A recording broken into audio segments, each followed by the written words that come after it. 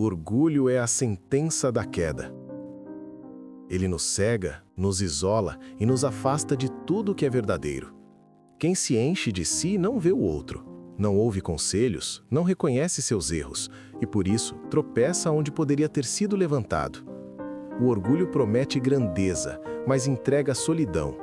Ele sobe escadas imaginárias até que o tombo se torne inevitável. A humildade, por outro lado, constrói caminhos firmes, nos ensina a aprender, pedir ajuda e crescer com sabedoria.